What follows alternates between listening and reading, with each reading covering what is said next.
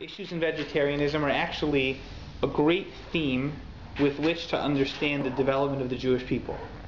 Really? And I'll show you something that is, I think, really mind-blowing and a different perspective on stories in Sefer Bereshis that connects to the topic. So, do we have any vegetarians in the room? That's the first question. Anybody? Thank God. Just kidding. So now there's no risk. There's no risk. So, Sefer Vayikra, I mean, the choice for this topic is almost a little bit the Nahafachu in the Purim spirit, is that Sefer Vayikra is really when we start talking about karbanos. And that, I guess, is a great place to raise the question of vegetarianism, because our Parsha distinguishes between two forms of ritual sacrifice. One is sacrifice from animals, which we call zvachim, and then you have sacrifices that are grain-based, and those are called menachos. So this is really, you have that gap, and we're going to get back to that distinction hopefully at the end of this year with some thoughts from Rav Kook, the first chief rabbi of the state, the chief rabbi of Palestine before it was the state of Israel. Okay, so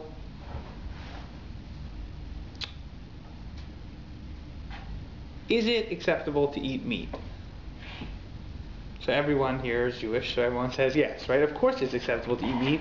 How could it not be? We eat meat. Meat is a central figure in our celebration of holidays. After all, the Gemara says, "Ein simcha ela b'basar v'yayin." There is no happiness without meat and wine. We're going to get back to that comment specifically. It's very involved in our Judaism, not just outside of our Judaism, other things that we do. Was meat always kosher? What do you mean? Was meat always, were we always allowed to eat meat as far as God is concerned? Before the Mabul. From the beginning of the, right. So let's go, we have to go all the way back in time to discuss this topic. And source number 2 is a number of verses from Parshas Noach, the second Parsha in the Chumash, right after Noach comes off the Teva. And God blesses Noach and wishes him well, so to speak, in the new world. And you see, Perek Tes Pasuk Gimel, verse number 3, Kol remes asher hu chai, lachem yiyeh le'ochla. Every living creature will be for you for food. Ki yerek esev nasati lachem eskol. I have given you everything like vegetation. That contrast is going to be important. Af basar b'nafsho damolo sochelu. However, meat with its soul you shall not eat. It's translation of remes. It's not exactly... Right, true. Right. But it includes all animals in this context. Including bugs, including living creatures. Every living creature. However, basar b'nafsho damolo sochelu, you shouldn't eat it with the blood. V'ach estimchem lenafsho sechem edros, a very tricky pasuk, verse number 5. And your blood, which belongs to your souls, I will demand. Miyad kol chaya edroshenu, from every living thing I will demand it. Umiyad ha'adam miyad ish achiv, but for a man, a person to his brother, edrosh es nefesh ha'adam, I will demand the soul of man. It's a very tricky verse, which basically is saying you cannot kill people. And then verse 6, it repeats it. Shofech dam ha'adam, one who spills the blood of a man, ba'adam damo yishafech, so by man shall his blood be shed, ki b'tzelem elokim asa es ha'adam, because man was created in the image of God. So the first thing I would point out about these psukim is there is a very interesting contrast. The Torah comes along and tells Noach, you can eat meat from this point forward. And then it says, oh, and by the way, don't eat it while Avram and Achai, don't eat it while part of the animal is still alive, don't eat it when there's blood in it, you have to make sure to salt it, and don't kill human beings. It's really interesting that the Torah feels the need to say that. So what is the source for assuming that this is the first time man is allowed to eat meat? So that's number 3 is the Gemara in Sanhedrin. Amar Rav Yehuda Amarav. Rav Yehuda Amarav says, Adam was not permitted to eat meat. Adam Rishon Lahuta Lo Basar Lachila Dichsev Lachem yiyeh le'achla u'lechol chayas haaretz. It says in the first chapter of Bereshis, for you it is for food and for all the animals of the earth. So it equates man and animal that both are allowed to eat things that grow from the ground. So the Gemara deduces from there, V'lo chayas haaretz lachem. The vegetation is for you and the animals are not for you. Ukeshebo b'nei Noach hitir lahem. And when the Bnei Noach came, meaning post-flood, then it was permitted to them. Shenemar ki yerek esev nasati lachem es kol. I have given it to you like the vegetation. So it's interesting to note, as an aside in this Gemara, that the Gemara is pointing out that it's not so obvious that man has the right to eat fruits and vegetables either. God creates beautiful trees, and they have beautiful flowers, and they have beautiful fruits. Well, right, you have to pull them off the tree. So obviously your question is going to be, so then what's man supposed to eat? And I agree with you, man is allowed to eat that. My point is that the Torah itself had to justify man's right to use this world for his own benefit. And in Bereshis, the Torah draws the line at vegetation. All living creatures can eat things that are non-living, and they cannot eat each other. So then, the Torah comes along and it says to Noach, you have the right to eat animals. But remember, you can't kill people.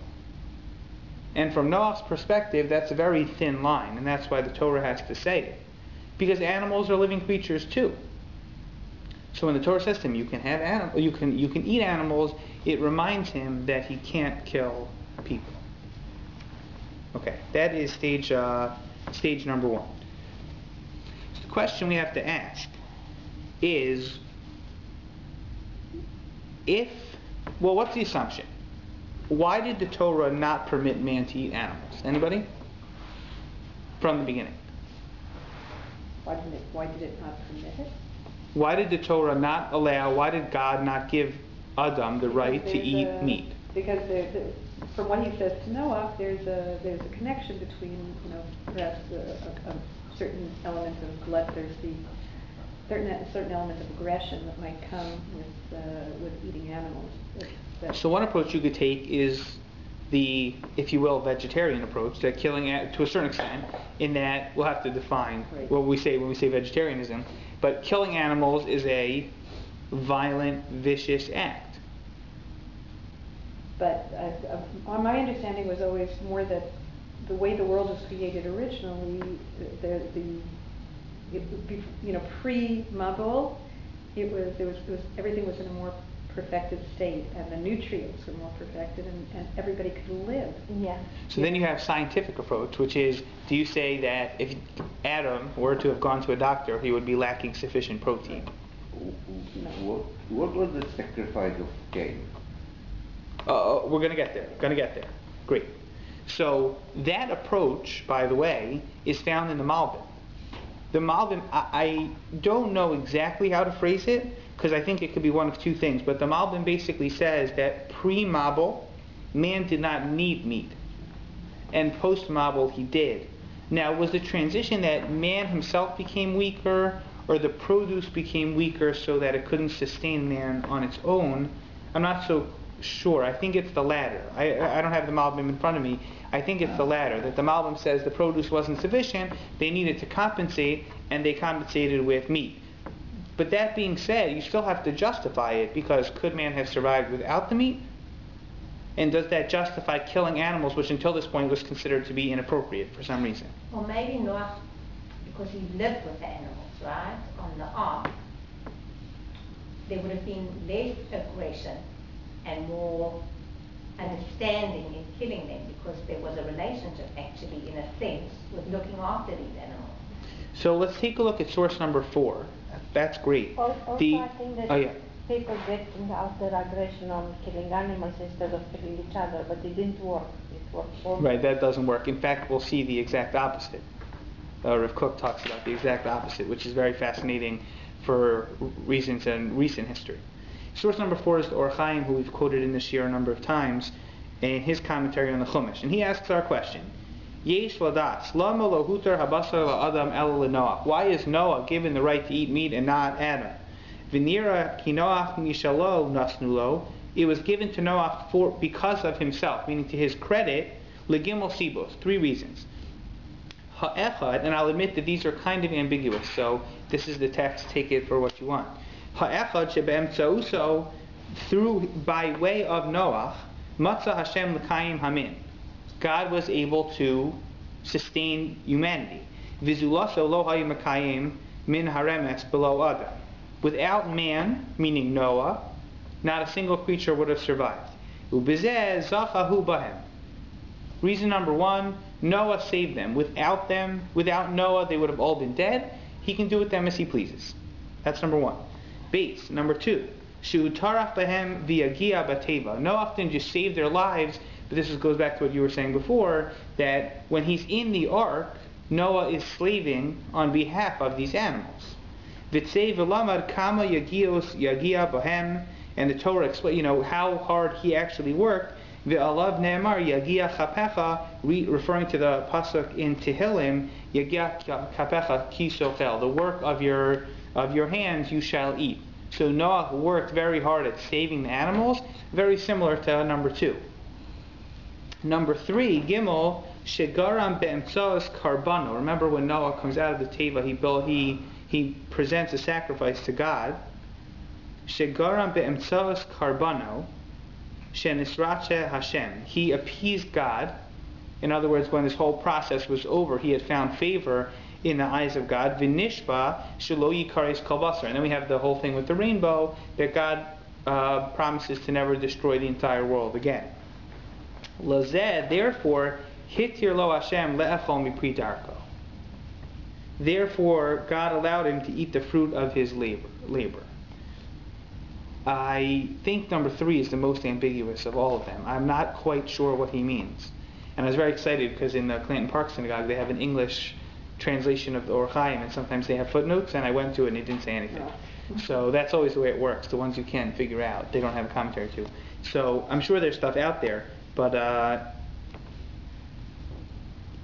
whenever you look at something like this, obviously you have to assume that the answers are exclusive. Whatever 1 and 2 say, number 3 shouldn't be saying.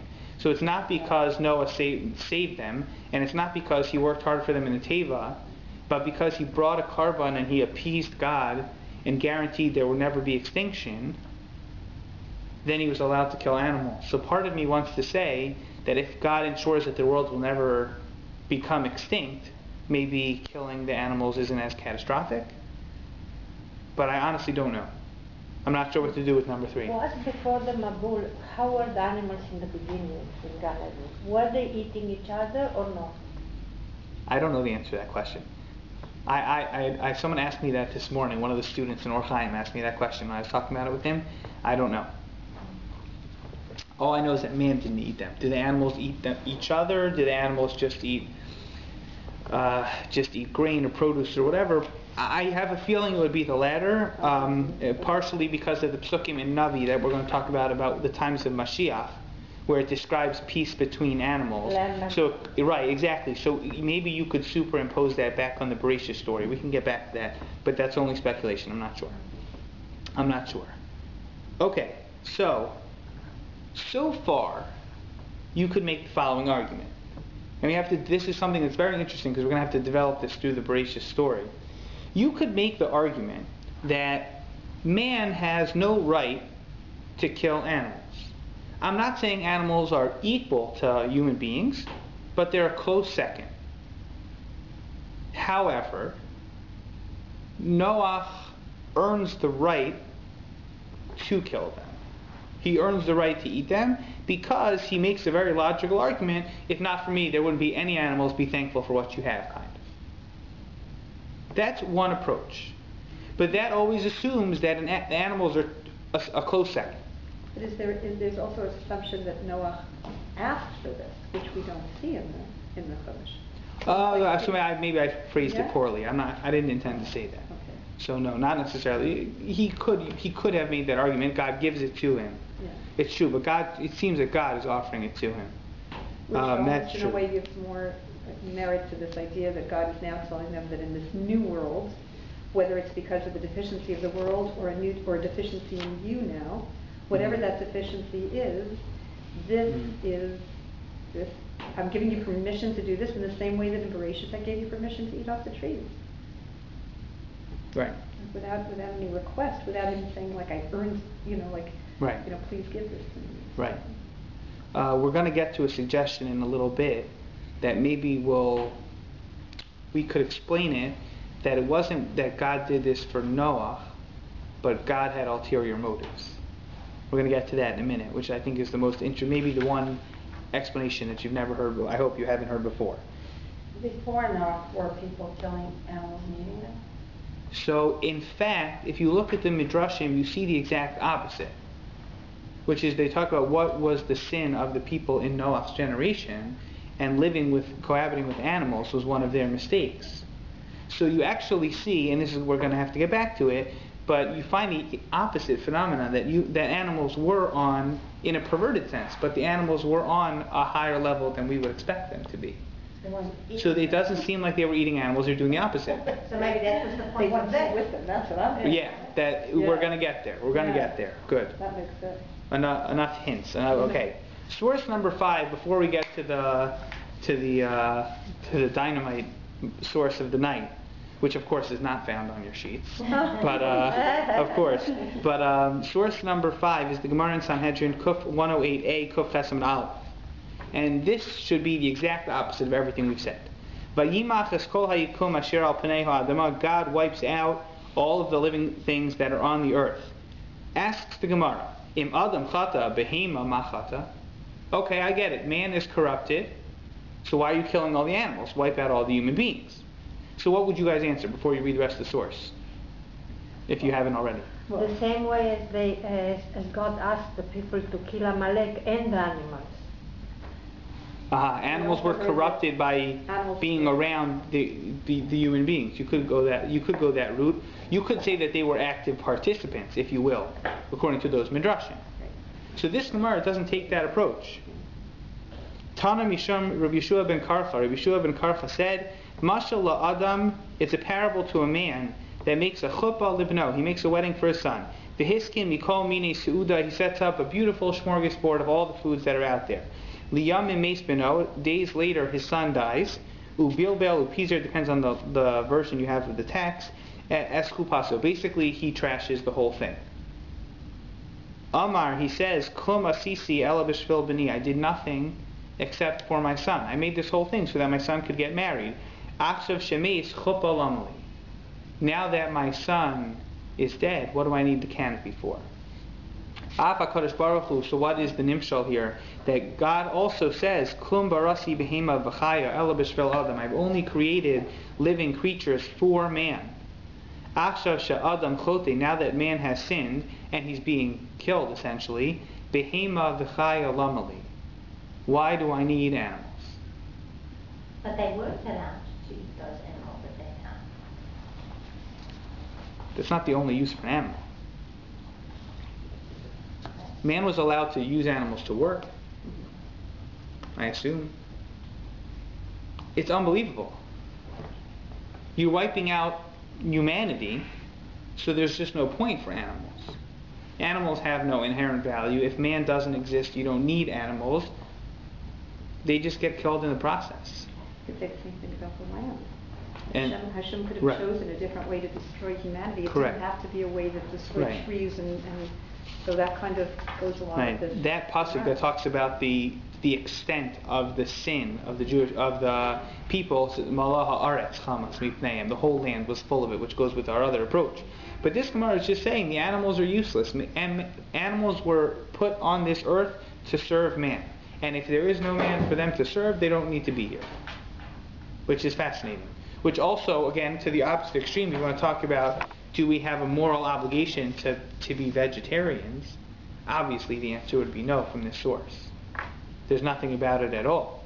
A person would say, these animals are made for me, I can do whatever I please with them. You could hear that argument. That is a very interesting possibility. As background for the next source, the next few sources, let's just point out, I think this transition from Adam to Noah, that Adam wasn't allowed to eat meat and Noah was allowed to eat meat, So that's a very famous transition. I think a lot of people have heard that before.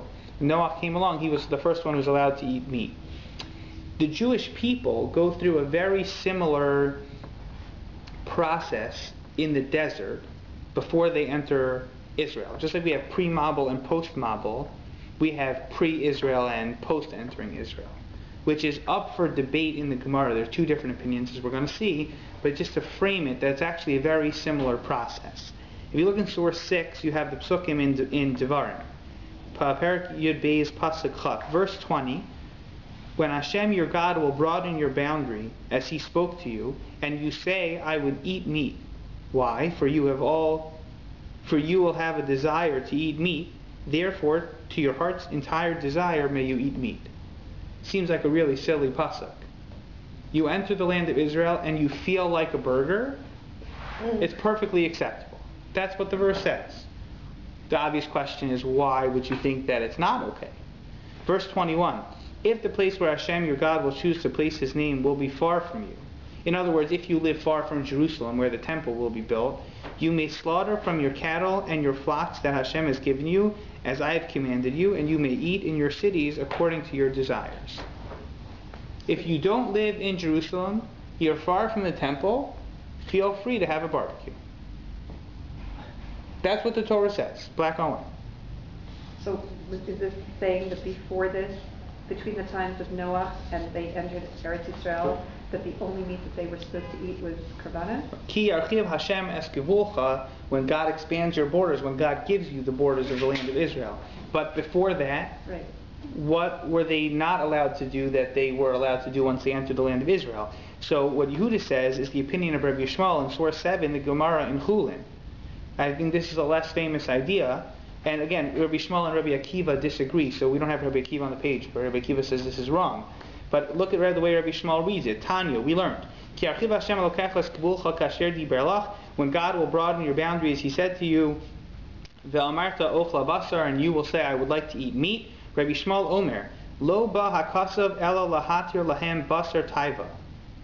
The pasuk, this verse, is only coming to permit them meat. What I translated here is meat of desire, which is for sure not the best translation. We say the word taiva, that they had something they had passion for, meat that they wanted, that they were in the mood for. Shebitchila, initially, nesar lahem basar taiva. The meat of desire that they wanted was forbidden. Mishenechnesu la'aretz hutra lahem basar taiva. And then it was permitted when they entered the land of Israel. Va'achshav shegalu. Now, the Mishnah that this is based on says you can always shecht animals, which also seems superfluous. So this is the explanation the Gemara gives. Achshav shegalu, now that the Jewish people are once again in exile outside of the land of Egypt, outside of the land of Israel, Yachol yachzru li'isuran harishon. You might think that we revert back to the initial prohibition. The Jews of the desert couldn't eat unless they had brought it as a karban. Basar taiva, meat that they just felt like eating, that they were excited about eating, they were not allowed to have. So now that we're back in exile, maybe the same thing should apply. V'kach shaninu, therefore the Mishnah taught us, le'olam shochin, we may always slaughter meat. Rabbi Yishmael is of the opinion that the verses in Surah 6 are telling us that when the Jewish people lived in the desert, they had only one option for eating meat, and that was to bring a karban shlamim, which is talked about in the parsha this week, to bring an offering to God out of the generosity of their heart. And after they slaughtered it and they did all of the necessary services that were involved in a karban shlamim, they could keep the rest of the meat and eat it.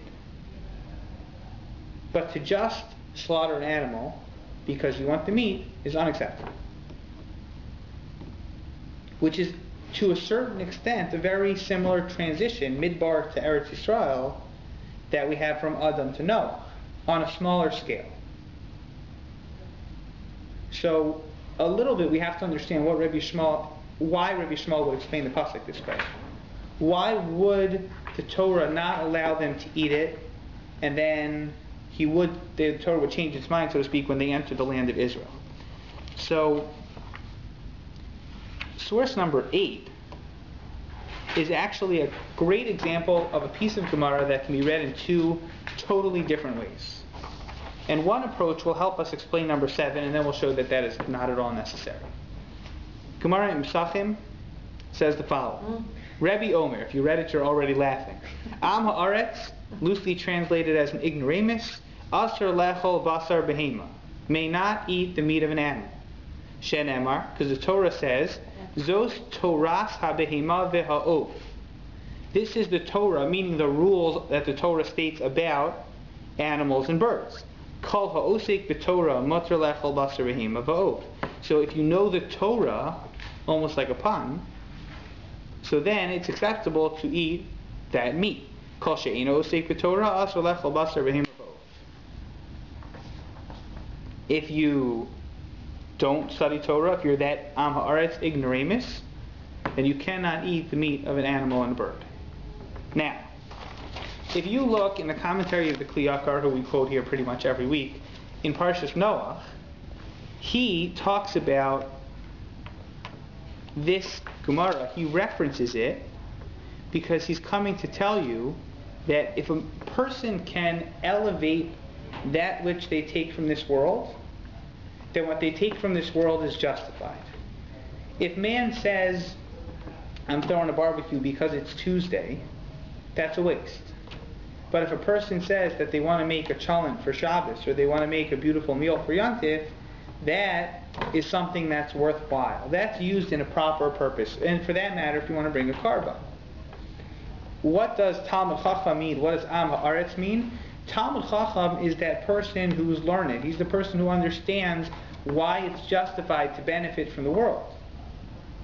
So he's allowed to use the meat. But a person who just uses it selfishly because they don't know any better is forbidden to use it. So that might be related. We could take that back to Rabbi Shmuel's opinion about the Jews of the desert. When the Jewish people are presented with the option of bring a karban and then have dinner, or just go straight into dinner, it's almost like a slap in the face to God. The karban shlamim was in their backyard. The option to bring karbanos, which is a tremendous opportunity, was so accessible that for them not to bring the karban was almost disrespectful. So what happens? So the Jewish people are living in the desert, and you have this access to the Mishkan. The whole camp is not that far away. So go bring the karban and then take the rest of the meat back. So that was reasonable. They had to do it. But they moved to Israel, and you have Jews living up north in the Golan and down south and all over the place. It's not so simple. A lot of Jews only ended up in Jerusalem at the temple maybe 3 times a year. And you even have halachos for people that live too far away. And you have Jews that live outside of the land of Israel. You can't say to someone, if you want meat, you have to travel to Jerusalem first. That's unreasonable. So now, Rabbi Shmuel says the Torah allowed them to just eat at home. No need to justify it with a karban shlamim. Now the question which the Gemara itself poses on Rabbi Shmuel is then what's the logic when the Jews go back into exile? If the Jews go into exile, so what would you say then? So what is the reason that the Mishnah would have to justify it? If anything, it's even more obvious. The farther they get from Jerusalem, the less responsibility they have. So it's hard exactly to play out his opinion 100%, but the logic is very similar to one reading of this Gemara in Pesachim. The Gemara is saying, and the Kli Yakar here in Parshas Noach is saying, that man has a responsibility to elevate everything that he takes from this world. When the Gemara asks the question in Brachos, how do you know that a person is supposed to make a blessing on food before they eat it? The Torah doesn't say it. The only blessing that we're commanded to do by Torah law is the blessing after meals. Right? Ve'achalta v'savato v'irachta. You eat, you're satisfied, then you bench. Blessing before food, how do you know it? So the Gemara says in Brachos, it's obvious. Because a person who takes from this world without blessing, without thanking God first, it's as if they desecrated holy property. It's the equivalent of desecrating property that was in the temple. The whole world is God's field, so to speak. And for us to take from it without justifying it is unacceptable. So the Kli Yakar, whether he's 100% serious or not, is using this Gemara to support that notion. And he says the Talmud Chacham, meaning the person who understands why it's acceptable, so for him it's mutter. But for the Am Haaretz, for the ignoramus who knows no better and he's just eating because it's kosher, so that's unacceptable behavior. That's one approach. Now to point out, which I'm happy I saw this myself, and then Rabbi Blythe in the next source in English, he points this out in his article also. There is a comment of the Maharsha. The Maharsha in his commentary in the back of the Gemara, to a certain extent, is famous for his commentary on all the Agadata. All the stories the Gemara has, the Maharsha always has commentaries that explain the layers of that Gemara. So here, the Maharsha does the exact opposite. Anybody know what it is? Anybody see a different read for source 8? For source number 8. We made a great case for what the explanation of the Gemara is. There's something a lot simpler. I think it's something. It's fulfilling out your bodily wants as opposed to a soul one. Needs. Soul needs versus body wants. Well, what about just that there are a lot of halachas involved? That's it. People see you all live in Toronto, you have the COR, everything's really easy. How do you know if meat is kosher? It says COR in big letters. If it doesn't say COR, don't eat it, right? So it didn't work that way for most of Jewish history. So how are you supposed to know if it's kosher? How are you supposed to know if you're allowed to eat this meat? So if you have a COR, then Am Haaretz can eat it also. But if you don't, you have to make the call.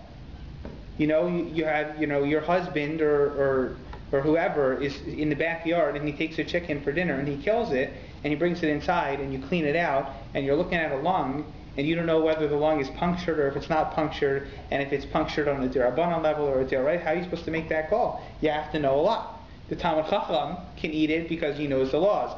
Am Haaretz shouldn't guess around. Eating non-kosher food is a serious thing. Don't eat it. Very pragmatic.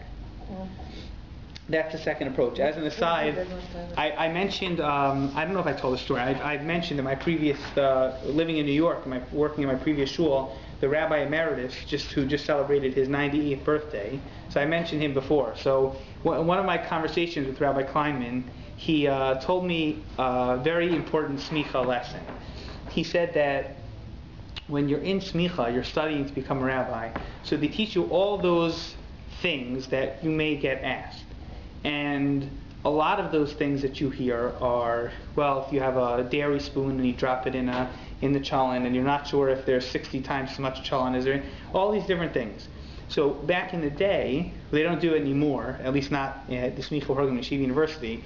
It's not a primary focus, but they taught the rabbis how to tell if animals were kosher, especially with things that they came across all the time. You had to know the laws of shechita. And it was very common that someone would come with a question. What does coming with a question mean in the 1920s? It means they came with a chicken. And they said, Rabbi, is this kosher or is this not? So right out of smicha, in the late 1930s, I guess, or mid-1930s, Rabbi Kleinman receives his position at our shul on 29th Street in Midtown Manhattan. And one of his first weeks or months on the job, a woman calls up and says, Rabbi, I have a kashrus question. Can I come and see you? So he's thrilled. He said, absolutely. Just passed all his exams. She comes with a chicken, and she says, I was going to cook it, and then I double-checked, and there was the lung, and I flipped it over, and then I salted it a second time, and then I just don't know, right? I don't even know what the question was. Shows you how little I know about these things. So he looks at it, and he says, well, that's a great find. You're right. It's not kosher. I'm sorry. So she says, good. I'm glad I asked, right? She goes home. Next week, same woman calls up.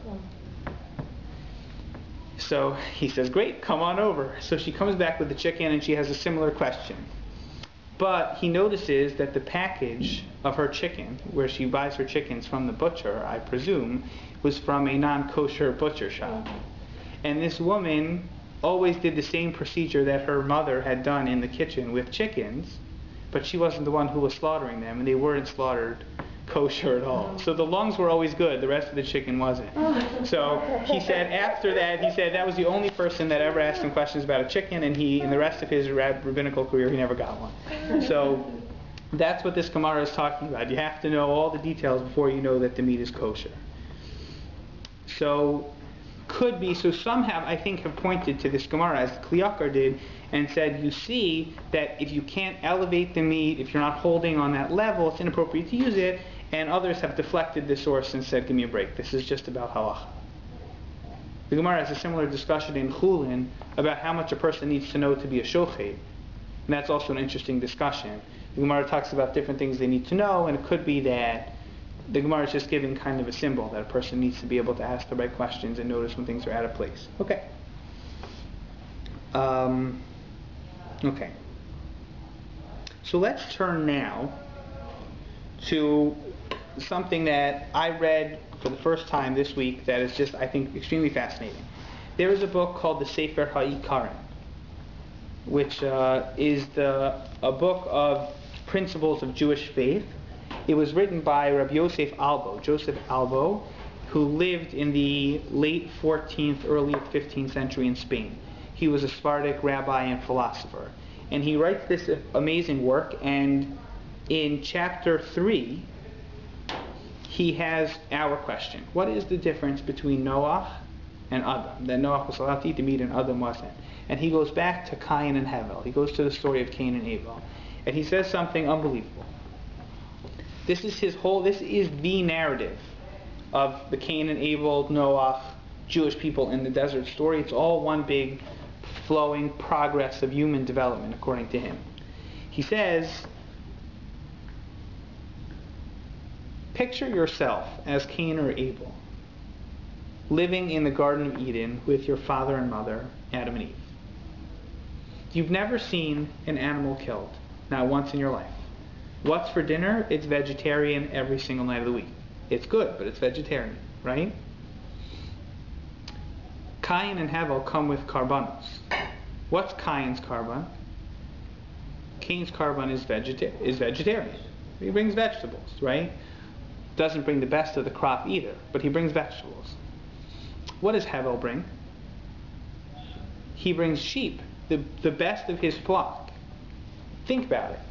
Hevel is the first person to ever kill an animal, which is just something you don't really, that's not something we focus on. And what's the result? And what happens?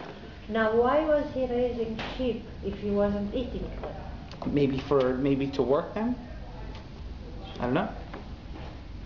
For the wool. Or for the sake of the world. For the wool. Or for the wool. He slaughters the first animal. And what happens? God goes for his karban, and to a certain extent ignores Cain. Now, why does he ignore Cain? The Sefer HaIkarim's theory is not because Cain brought vegetables rather than bringing a sheep, because how was Cain supposed to know that that was acceptable behavior? It was murder. The mistake was in the quality of what he brought. However, when Cain sees Hevel out-achieve him in his sacrifice, and he gets angry, what does he do? He kills his brother. And he says, you have to think about the mentality. Just like we said in Parshas Noach. Once Hevel kills, and he's not reprimanded for his killing, it becomes a lot easier for his brother to justify killing him. It's unbelievable. Anyone wants to see it after, I have the text here. It's not on the sheets, I apologize. It's a long essay. It's about a page and a half here. And he says that's really what justified it. And he says essentially what God was telling Cain when he says you need to fix your mistake, he's telling him you need to get your priorities in check. He's telling him you've totally missed the boat. And this flows from our sources also, that what Hevel did wasn't murder. Hevel took animals that were placed in this world for us to use, and he used it in the greatest way possible. He brought spirituality through the world through this karban, and you couldn't even begin to fathom it. You had no idea what he was doing. So he goes on to develop further how Adam and Chava have a third son, and his name is Shes, and the Torah focuses on him being created in the image of God. And the point is that through having Shes, they hope to have another child that would embody those views that saw man not just as better than animals, but having higher standards than animals and living on a level where he's held to speak in a proper way and to behave in a proper way that we don't expect from an animal. And the hope was that Shais would take over that proper perspective on human potential. This is his argument. However, based on the Midrashim that we quoted before, what happens in the world, says the Sefer HaYikarim, is that the philosophy of Cain is proliferated. The world sees man and animal as equal. And that's what causes the destruction of the world. God decides that a world that sees no difference between man and animal, not because man values animal, but because by doing so it diminishes human responsibility. That world is disgusting to God. And that's the world he destroys. So far that's great, but the final piece is really what's remarkable. Noah comes out of the Teva, and God takes the final step in eradicating that philosophy. And he says to Noah, not only are you better than the animals, but I want everybody to know it. So he says you should eat them. Lachem yeh le'achla, they should be food. Animals need to be lower on the food chain than human beings because we need there to be a distinction. Man is a medaber, man is someone who speaks, and he needs to be held to a level that animals cannot. This is the Sefer Yikarim's approach. And what he says that's interesting, and I think this is maybe thought-provoking, is what about the Jews at Sinai? So the Jewish people come out of Mitzrayim, and they're ready to accept the Torah, and what's in it? Laws and laws and laws about kashrus. Animals that you can eat, animals that you can't eat, parts of animals that you can eat, but not all the time, or if you do certain procedures. If there's shchita, if there's a ritual slaughter, maybe at first if there's a carbon involved, like Rabbi Shmuel's opinion. And he says the idea is the following. By the time you get to the foot of Mount Sinai, Cain's philosophy has really been gone. Man is eating animals, although there were certain places that did worship animals, but animals were not people. People lived in a different way than animals did. That philosophy was no longer as threatening as it used to be. So, the killing of animals, which is violent, which is vicious, which can cause man to express himself in ways that he shouldn't be when he interacts with people, the Torah starts to retract. God starts to retract his permission. And he says, yeah, you can eat it if you slaughter it first. Yeah, you can eat it if you make sure there's no blood, because man and animals both have blood. You can eat it if you bring it as a karban. You can eat it if it's kosher. You have to check the simanim. You have to be a Talmud Chacham, whatever it is. And God kind of starts to work his way back. And he says, yeah, listen, man likes to eat meat. Man needs to eat meat, so we'll allow it. But we have to make sure not to lose sight of the bigger picture, which is, again, you can fill in the blank here, but the consequences of eating meat, the value of killing something that God gave life to, all those things are important. And God starts to pull back so that man will stop killing animals to the extent that he has. This, I think, is a magnificent theory from the Sefer HaYikarim. And it happens to be the perfect segue into the theories of Rav Kook. And like we said before, Rav Kook was the first chief rabbi of Israel, and he is famous when you talk about vegetarianism in Jewish culture, everyone that's pro-vegetarian is going to push you to Rav Kook's opinion. So before we see it, let's take a look at source number 9, and this is from Rabbi Blythe's article, Rabbi J. David Blythe, who is a Rosh Yeshiva in Yeshiva University and a rabbi in Manhattan, and his article, just see this paragraph. Despite the foregoing, everything we've seen until this point, which is very similar to his article, vegetarianism is not rejected by Judaism as a valid lifestyle for at least some individuals. There are, to be sure, individuals who are repulsed by the prospect of consuming the flesh of a living creature. It's not the case that an individual who declines to partake of meat is ipso facto guilty of a violation of the moral code. On the contrary, Scripture states, and you will say, I will eat meat because your soul desires to eat meat. With all the desire of your soul you may eat meat. The implication is that meat may be consumed when there is a desire and appetite for it as food, but may be eschewed when there is no desire and a fortiori when it's found to be repugnant. The question is one of perspective. Concern arises only when such conduct is elevated to the level of a moral norm. Says Rabbi Blythe, in his classic form, that there's no commandment to eat meat. We don't have to eat it. But for a person to say, I think killing animals is wrong, is to go against the philosophy of the Torah.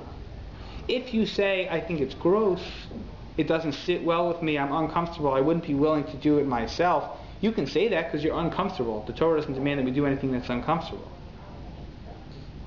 But to say that it's unethical, to say that it's immoral, that's where he draws the line. He says that's unacceptable. And in fact, you'll see that there really, a lot of the poskim say it. You can see in source number 10, the Mishnah Berurah writes in the laws of Shabbos that even though we know there's a mitzvah on Shabbos to eat fish and to eat meat, so the Mishnah Berurah says that's only because that was common practice. You're supposed to put your best foot forward on Shabbos. You're supposed to cook a proper meal, a respectful meal, and a quality meal. So he says, if that means that fish and meat and wine or fish are the things that you consider valuable in terms of food, so then those are the things you should eat. If you find them repulsive, so then there's no reason to eat them. That's not how you fulfill. Only Shabbos isn't defined by specific courses on your table. What about the Korban Pesach, something like that? Is that a little stricter? Like everybody. So Korban Pesach, yeah. Korban Pesach, everyone's got to eat it. Yeah, it doesn't mean you have to be the one to slaughter it, but yeah. Yeah. No, so. But in terms of vegetarianism, right. like isn't that a little bit of a? It's a tricky thing. Yeah. In other words, there's. I hear what Rabbi Blythe is saying, and you know, but is he also saying, which I think he probably is, that if somebody is repulsed by the consuming of flesh because it's the consuming of flesh, like not that it doesn't sit well with you and that when you eat meat you get sick. If you're the kind of person, and there are people like that, when they eat meat they just don't feel well. Nobody, you know, that's a different situation. But if you're repulsed by it, because it's living flesh, in a way it's almost like you're making yourself kinder than Hashem, more sensitive than Hashem. Like and if it puts you in a position where you can't partake of, let's say, a Korban Pesach, and I'm not that familiar with Korbanos, but whatever other Korbanos we're supposed to, like it's a, you know, Musaf Yom HaShabbat, are those things that we're supposed to eat? I don't know enough about the Korbanos, unfortunately, but like I think it's a little bit of a chisaron. I'm not saying that we should force somebody to do it, but at least people should recognize, I think, that if you're repulsed by eating meat, that it's a little bit of a chisaron, I think, spiritually. Maybe. It's interesting. So Rav Kook, as Rav Blythe points out in his article also, Rav Kook did not say we should be vegetarians, even though vegetarians do, I believe, use his sources. And I didn't get to see all of Rav Kook, so I'm not the expert on his opinions. But what Rav Kook basically develops is that the killing of animals itself, I wouldn't use the term unethical, but the killing of animals is violent in nature.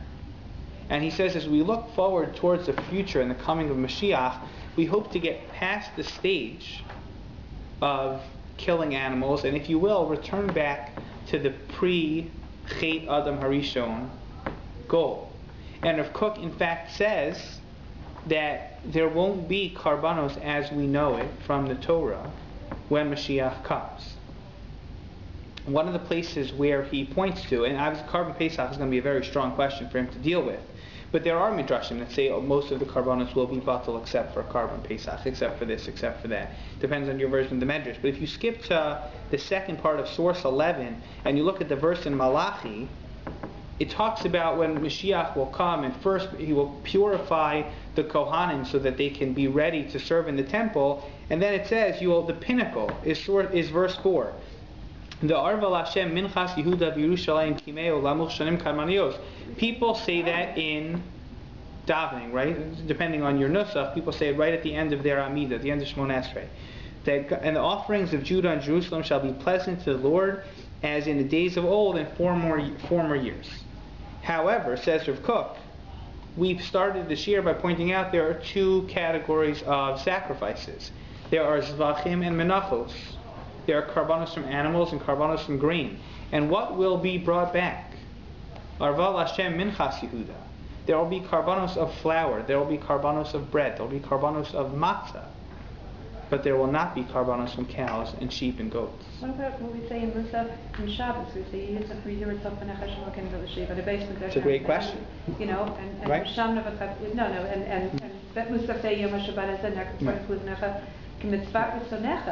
So there's definitely going to be, there's room to debate the stages in the process of Mashiach and which we don't know so much about. The Rambam, for example, writes in his halachos that when Mashiach comes, there's certain things you can expect and certain things, he said there will be peace, but there won't necessarily be everything. And one of the things he says will come back is karbanos. So Rav Kook's opinion is challenging. But again, if you look in the beginning of source 11, and these are the psukim that we mentioned before, V'gar ze'evim keves, v'namer gedi yirbat, that the wolf shall live with the lamb, and the leopard shall lie with the kid. This isn't just a metaphor. According to Rav Kook, there is an ideal where there's peace, where even the animals aren't killing each other. And he tries to build that notion. And what I thought was interesting is that if you look at some of the Mefarshim in Parshas Noah, and they talk about this development, especially the Sefer HaYikarim, he seems to be building the same ideal. That the purpose of God allowing man to eat meat was to create contrast between human beings and animals and to increase the expectation of man. But there are consequences to killing that animal. There are consequences to that behavior. Judaism is very sensitive to the way our behaviors contribute to our souls and the way they contribute to our personality.